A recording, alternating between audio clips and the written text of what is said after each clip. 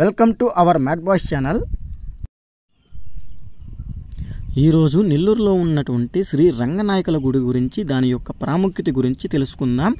అంతేకాకుండా ఈ వీడియోని ఎవరు స్కిప్ చేయొద్దు, స్కిప్ చేయకుండా లాస్ట్ వరకు చూడండి. ఎందుకంటే ఈ వీడియోలో మన వాళ్ళు చేసిన అల్లరి అంతా ఇంత కాదు, కాబట్టి ప్రతి ఒక్కరూ తప్పకుండా లాస్ట్ వరకు చూడండి. ఇప్పుడు రంగనాయకుల గుడి యొక్క విశేషాలు ఏంటో తెలుసుకుందాం. ఈ ఆలయం నెల్లూరులో ఉన్న పెన్నా నది తీరం పక్కనే స్థాపించబడింది. ఇది మన నెల్లూరులో ఉన్న వాళ్ళకైతే ఖచ్చితంగా తెలిసే ఉంటుంది. ఇక్కడ ప్రత్యేక ఉత్సవాలు, నాగరికత శిల్పాలు, ఆకర్షక వృక్షాలు ఇవన్నీ కూడా కనిపిస్తూనే ఉంటాయి. ఇక్కడ దర్శనం 6 గంటల నుంచి 12 గంటల వరకు జరుగుతుంది. సాయంత్రం అయితే యథావిధిగానే ఉంటుంది అనుకోండి. అసలు ఈ గుడిలో అడుగు పెడుతుంటే ఏదో ఒక స్వర్గంలోకి అడుగుపెట్టిన ఫీలింగ్ అయితే మనకు ఏర్పడుతుంది. అసలు ఈ గుడి పోలవరాజులు అనే వాళ్ళు ఈ ఆలయాన్ని 7వ శతాబ్దంలో స్థాపించడం జరిగింది. ఈ ఆలయ ప్రధాన ద్వారం వద్ద 7 కండల గోపురం ఉంది మరియు ఇది సుమారు 70 అడుగుల ఎత్తు కలిగి ఉన్నది. ఈ ఆలయంలో ప్రత్యేకత ఏమిటంటే, చాలా ఆలయాలు ప్రభుత్వుడు తూర్పును చూస్తే ఈ ఆలయంలో స్వామి పశ్చిమానికి ముఖం ఉంచారు. అంటే పెన్నా నదిని చూస్తూ విశ్రాంతి తీసుకున్నట్లుగా ఉంటుందన్నమాట. అది ఇక్కడ ప్రత్యేకమైన విశేషంగా చెప్పవచ్చు అనమాట. ఈ ఆలయం ద్రావిడ వాస్తుకల శైలిలో ఉంది. మన సైడ్ ఉండే గుళ్ళన్నీ మ్యాక్సిమం ద్రావిడ వాస్తు శిల్పిలోనే ఉంటాయి. గోపురంలో వివిధ దేవతలు, ఋషులు, ఆలవాళ్ళు, చిత్రబ్రాహ్మణులు చెక్కబడి ఉన్నాయి. ఇక్కడ అంతేకాదండోయ్, సంతాన వృక్షం, తిక్కన ఖ్యాతి గురించి కూడా చాలా వివరాలు అయితే మనకి ఇక్కడ పొందుపరచడం జరిగింది. మేమైతే వచ్చి కలిగి 12 పైన అయింది. మేమైతే చూడబోతున్నాం కూడా చేసుకోలేకపోయాం. ఎందుకంటే మేము వచ్చేలాగా మెట్ట మధ్యాహ్నం అయిపోయింది. ఆ జావన దర్శనం ఎలా ఉండదు, కొంచెం గంట ఇది ఎలా వేస్తున్నారు, చాలా అద్భుతంగా ఉంది కదా. ఇంకా అది చూసినంత మనోడు కూడా నేను కూడా ఒకసారి చాలా ట్రై చేస్తా అని చెప్పి అయిపోయింది. ప్రసాదం పెడుచుకుందామని పోతే మేము పోయేదానికి ప్రసాదం కూడా అయిపోయింది. ఇంక లాస్ట్కి ఏం చేయలేక మళ్ళీ వెనక్కి తిరిగి వీడియో తీసుకొని చూసి అంత నీరసం అయిపోయాము. పైన ఉన్నటువంటి దేవుని యొక్క విగ్రహాలు ప్రత్యేక ఆకర్షణగా అయితే మనకు ఉన్నాయి, చాలా అద్భుతంగా ఉన్నాయి. అంతేకాదు ఈ గుడి పెన్నా నది పక్కన ఉండడం ద్వారా మనకి ఎంతో చల్లని గాలి, ఎంతో ఆహ్లాదకరంగా కూడా ఉంది. ఇది పాత గుడి, ఒకప్పుడు పాత గుడి, తర్వాత అయితే ఇది కొత్తగా నిర్మించినట్టున్నారు. ఇక్కడ చూడండి, మనం బయటికి పోతున్నప్పుడు ఆ పెన్నా నది అయితే కనబడుతుంది మనకి. లెఫ్ట్ సైడ్ చూస్తే గోశాల అనేది ఉంటుంది, ఇటు రైట్ సైడ్ చూస్తే సంతాన వృక్షం అనేది ఒకటి ఉండడం జరుగుతుంది. అది గోశాల అయితే అక్కడ కొంతమంది ప్రజలు ఏమన్నా తెచ్చి ఆవులకు పెడుతూ ఉండడం జరుగుతుంది అనమాట. మనం కూడా ఏమైనా ఉంటే పెట్టచ్చు.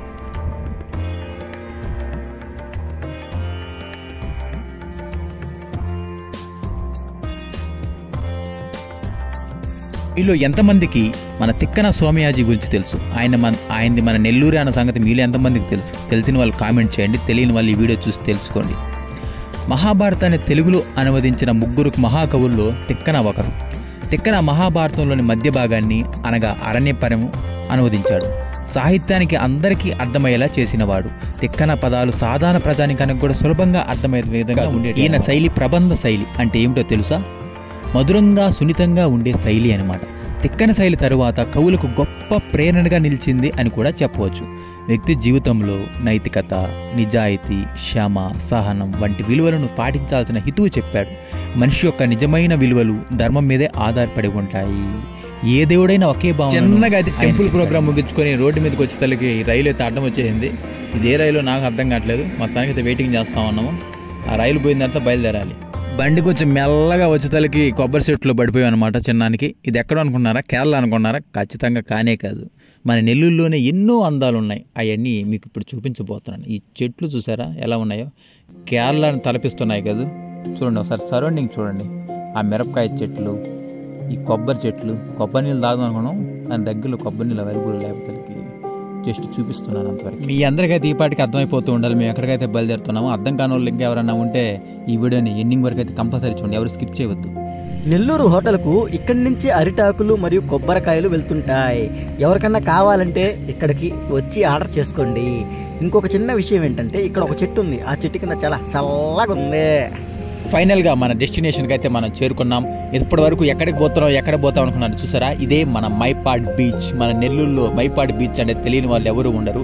ఈరోజు ఆదివారం కాబట్టి పిల్ల జల్లలతో మంచి ఆహ్లాదకరంగా వాతావరణం అయితే ఉంది. ఇక్కడ చూసారుగా ఎదురుగా అయితే మనకి శివుడి యొక్క గుడి కూడా ఉంది. బీచ్ చుట్టూ చేపలు అంతా బాగుంది ఈరోజు. ఇది ఆంధ్రప్రదేశ్లోని నెల్లూరు జిల్లాలో కలదు. మైపాడ్ బీచ్ దాదాపు నెల్లూరు నుండి 25 కిలోమీటర్ దూరంలో ఉంది. సూర్యోదయము, సాయంత్రపు దృశ్యాలు ఆహ్లాదకరంగా ఉంటాయి. నిర్మలమైన వాతావరణం ఎంతో శాంతియుతంగా ఉంటుంది. మైపాడ్ బీచ్ అనేది ప్రకృతి ప్రేమికులకు, కుటుంబ విహారాలకు, శాంతియుత సందర్భాల కోసం ఒక మంచి ప్రదేశంగా చెప్పవచ్చు.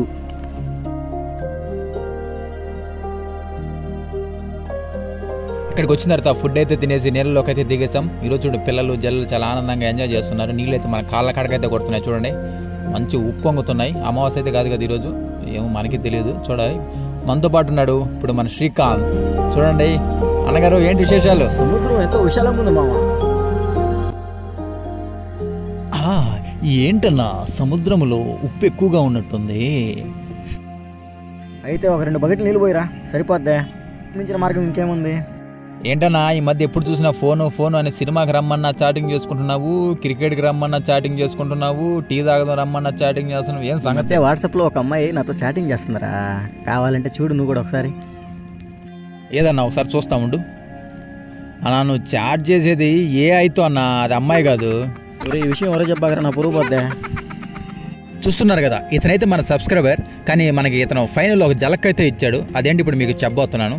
అన్నా మీ వీడియోలు అన్నీ బాగుంటాయి అన్న, డైలీ ఫాలో అవుతున్నాను అని చెప్పాడు. రోజు వంట వీడియోలు ఏంటన్నా, రేపు చికెన్ బిర్యానీ వీడియో పెట్టండి అన్నాడు.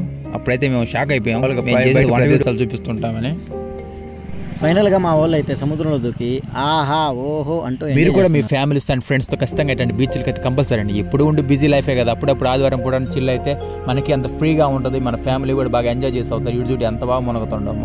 పడిపోయారు రాజా. ఫ్రెండ్స్, వీడియో నచ్చితే లైక్, షేర్, సబ్స్క్రైబ్. మా నుంచి మీరు ఇంకేమైనా ఎక్స్పెక్ట్ చేస్తే కింద కామెంట్లో తెలియచేయండి.